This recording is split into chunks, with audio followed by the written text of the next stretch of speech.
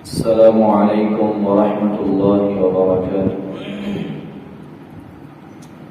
الحمد لله الذي أعزنا بالإسلام وأكرمنا بالقرآن، والصلاة والسلام على خير الأنام نبينا وحبيبنا محمد صلى الله عليه وسلم وعلى آله وصحبه أجمعين. أما بعد، أعوذ بالله من الشيطان الرجيم. بسم الله الرحمن الرحيم. يا أيها الذين آمنوا بالله ورسوله. اے اہل ایمان، اللہ اور اس کے رسول صلی اللہ علیہ وسلم پر ایمان لے آؤ. قرآن مجید فرقان حمید کی یہ آیت کریمہ ایک خاص عنوان کو اپنے اندر شامل کیے ہوئے ہے. عمومی طور پر حکم یہ ہوتا ہے کہ اے کافرو ایمان لے آؤ، اے منافقو مومن بن جاؤ. لیکن اس آیت کریمہ میں ایک خاص انداز اختیار کیا گیا ہے کہ یا ایھا الذین آمنوا باللہ ورسولہ. اے ایمان والو ایمان لے آؤ، مومن بن جاؤ. کیا مطلب؟ جنہوں نے ایمان کا دعویٰ کیا ہے وہ اپنے ایمان کے دعوے کو صحیح کر لو. بہت سارے لوگ ایسے ہیں جن کا ایمان کا دعویٰ تو ہوتا ہے لیکن ان کا ایمان درست نہیں ہوتا. جن کا اسلام کا دعویٰ تو ہوتا ہے لیکن ان کا اسلام درست نہیں ہوتا. اللہ تعالیٰ اس آیت کریمہ میں انہی لوگوں کو مخاطب کر کے فرما رہے ہیں یا ایھا الذین آمنوا، اے ایمان والو تم صحیح ایمان لے آؤ. صحیح ایمان، صحیح ایمان کا کیا مطلب ہے؟ صحیح بخاری کی ایک حدیث، اس کی مختصر وضاحت آپ کے سامنے رکھتا ہوں. سیدنا ابو ہریرہ رضی اللہ تعالی عنہ فرماتے ہیں کہ آپ علیہ السلام مسجد میں تشریف فرما، صحابہ کرام آپ کے سامنے بیٹھے. نبی علیہ السلام صحابہ کو سمجھا رہے ہیں، صحابہ سمجھ رہے ہیں. نبی علیہ السلام صحابہ کو پڑھا رہے ہیں، صحابہ پڑھ رہے ہیں. اچانک ایک شخص آتا ہے، شدید بیاض الثیاب شدید سواد الشعر. اگر اس کے لباس کو دیکھا جائے تو انتہائی سفید، اگر اس کے بالوں کو دیکھا جائے تو انتہائی سیاہ. لا یرا علیہ اثر السفر، اس کے اوپر سفر کے نشانات نہیں. ولا یعرفہ منا احد، اور ہم میں سے کوئی بھی اس شخص کو نہیں پہچانتا. یہاں دو باتیں قابل غور کہ پہلی بات وہ بندہ مدینے کا نہیں، کیونکہ اگر وہ مدینے کا ہوتا تو صحابہ کرام اس کو پہچانتے ہوتے. صحابہ کرام فرماتے ہیں ہم میں سے کوئی بھی اس کو نہیں پہچانتا. اور دوسری بات کہ وہ اس کے اوپر سفر کے نشانات بھی نہیں ہیں. اس کے اوپر سفر کے نشانات یعنی وہ دور سے آیا ہوا بھی محسوس نہیں ہوتا. ہم حیران ہوئے کہ کون ہے. ایک اور بات ہے کہ نبی علیہ السلام جب گفتگو فرماتے تو صحابہ کی کیفیت کأن علی رؤوس الطیر، گویا کہ ہمارے سروں پر پرندے کوئی ہلنے کی بشارت نہیں کرتا. لیکن اس نے کیا کیا؟ یہ صحابہ کرام کی تمام صفوں کو کراس کرتا ہوا نبی علیہ السلام کے پاس پہنچ گیا. یہ اس کا عجیب عمل تھا. صحابہ کرام بڑے حیران ہوئے، سوچنے لگے یہ کون ہے. صحابہ کرام ابھی سوچ ہی رہے تھے، یہ نبی علیہ السلام کے سامنے نبی علیہ السلام کے گھٹنے کے ساتھ گھٹنا ملا کر بیٹھ گیا. جس طرح سے شہود میں بیٹھتے ہیں اس طرح بیٹھے. صحابہ بڑے حیران ہوئے، یہ کون ہے، کہاں سے آیا ہے، اس کو بیٹھنے کا پتہ بھی نہیں ہے.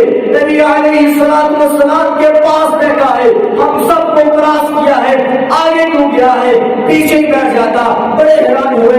یہ بھی سوچ سوچ رہے تھے، اس نے کیا کیا؟ اس نے اپنے دونوں ہاتھ نبی علیہ السلام کی ران پر رکھ دی۔ صحابہ اور حیران، اور یہ کون ہے؟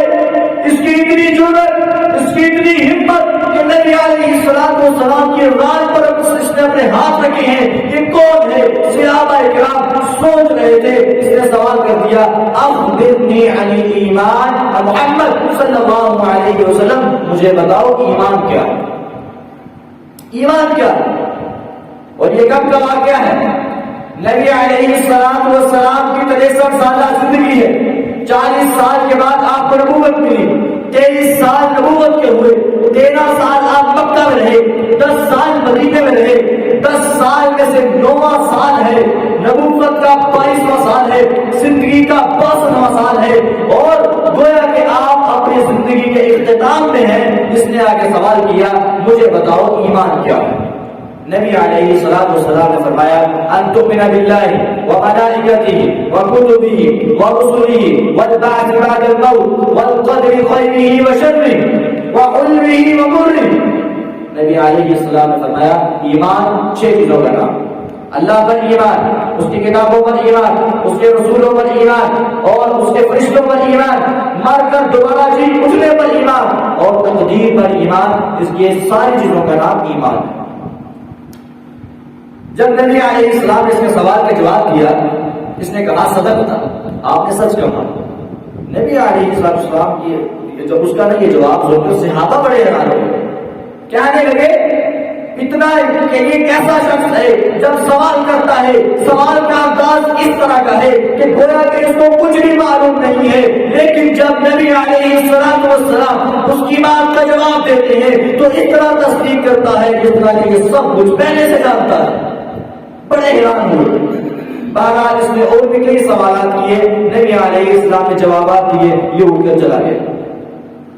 نبی علیہ السلام نے اپنے پاس بیٹھے ہوئے صحابہ سے پوچھا، تمہیں پتا یہ کون تھا؟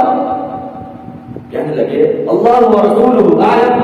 فرمایا ذاک جبریل علیہ السلام، یہ جبریل علیہ السلام تھے، آسمان سے تشریف لائے تھے۔ نبی علیہ السلام کو صحابہ نے پوچھا کہ یہ کیوں آئے تھے؟ فرمایا اتاکم لیعلمکم دینکم، یہ تمہارے پاس آئے تھے، تمہیں تمہارا دین سکھانے کے لیے آئے تھے، تمہیں تمہارا دین۔ اب نبی انہوں نے وہ دین سکھانے کے لیے آئے، انہوں نے دین میں کتنی باتیں بتائیں؟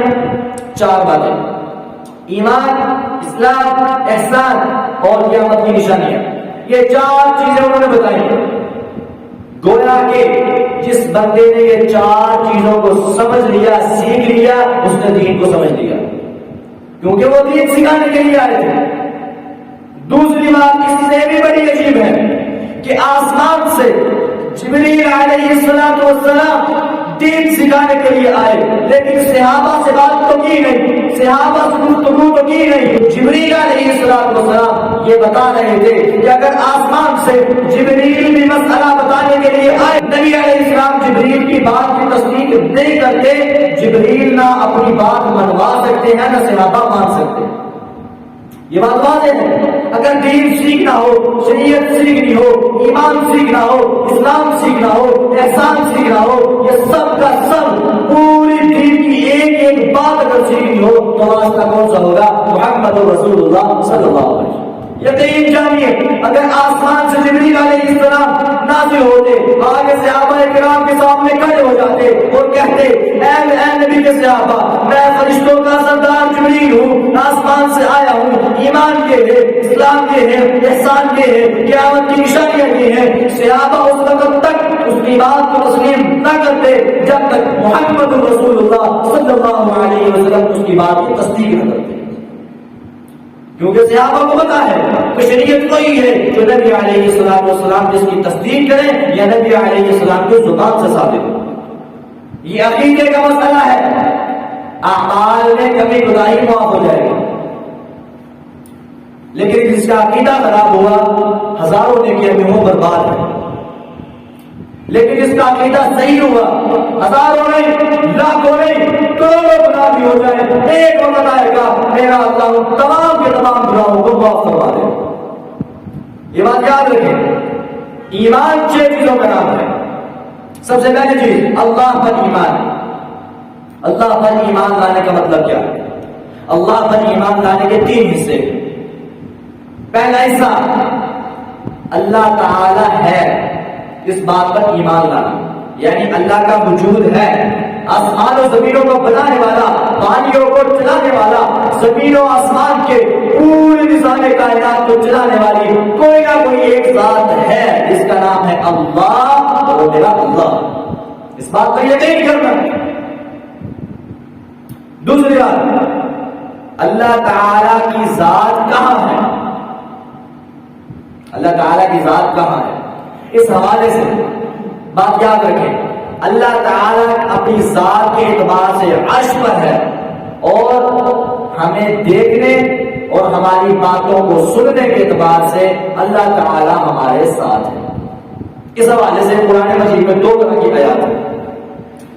اللہ تعالیٰ فرماتے ہیں وَنَحْنُ أَقْرَبُ إِلَيْهِ مِنْ حَبْلِ الْوَرِيدِ، ہم انسان کی شاخ سے بھی زیادہ قریب ہیں. اور جب انسان اپنی بیماری والی چارپائی پر لیٹا ہوتا ہے، اولاد، والدین، رشتے دار، عزیز و اقارب اس کے پاس بیٹھے ہیں، اور یہ سارے کے سارے اس کے پاس ہیں. اللہ تعالیٰ فرماتے ہیں وَنَحْنُ أَقْرَبُ إِلَيْهِ مِنْكُمْ وَلَكِنْ لَا تُبْصِرُونَ، ہم تم سب سے زیادہ اس کے قریب ہیں لیکن تمہیں نظر نہیں آتے، تم دیکھ نہیں پاتے. اللہ تعالی ہمارے قریب.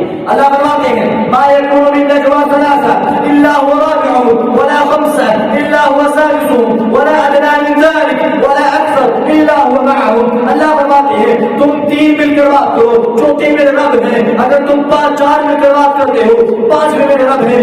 5 مل کر بات کرو، چھٹے میں رب ہے. اس سے کم ہو یا اس سے زیادہ اللہ تعالی تمہاری بات کو سن رہا ہے، تمہیں دیکھ رہا ہے، تمہارے پاس ہے.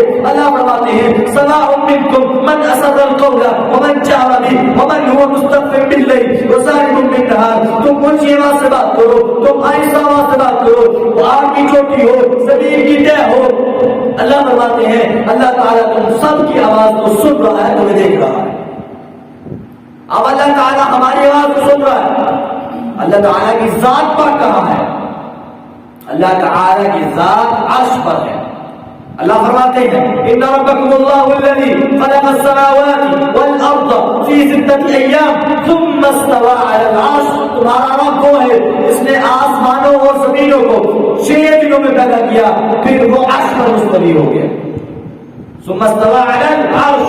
طه ما انزلنا عليك القرآن لتشقى الا تذكرة لمن يخشى تنزيلا ممن خلق الارض والسماوات العلى الرحمن على العرش استوى. اللہ فرماتے ہیں رحمان عرش پر مستوی ہے. اللہ تعالیٰ کی ذات پر کہاں ہے؟ عرش پر. لیکن اللہ تعالیٰ ہمارے پاس ہے، ہمیں دیکھنے اور سننے کے اعتبار سے. اس کی دلیل اللہ فرماتے ہیں جب موسیٰ اور ہارون علیہ السلام فرعون کے پاس جانے لگے اور گھبرا کے کہنے لگے اللہ ہم کیسے جائیں، وہ ہم پر ظلم کرے گا، وہ ہم پر زیادتی کرے گا. اللہ فرماتے ہیں لا تخافا اننی معکما اسمع و ارا. اے میرے موسیٰ، اے میرے ہارون، گھبرانا نہیں، ڈرنا نہیں، جاؤ. اننی معکما اسمع و ارا، میں تم دونوں کے ساتھ ہوں. کیسے؟ تمہیں دیکھ بھی رہا ہوں، تمہاری بات کو سن بھی رہا ہوں. اللہ تعالیٰ ہمارے پاس ہے. کیسے؟ ہمیں دیکھنے اور سننے کے اعتبار سے. لیکن ذات پاک اللہ تعالیٰ کی عرش پر ہے. اللہ تعالیٰ ہمارا عقیدہ درست فرمائے اور ہمیں جس طرح ایمان لانا چاہیے اسی طرح ایمان لانے کی توفیق عطا فرمائے. وآخر دعوانا الحمدللہ رب العالمین.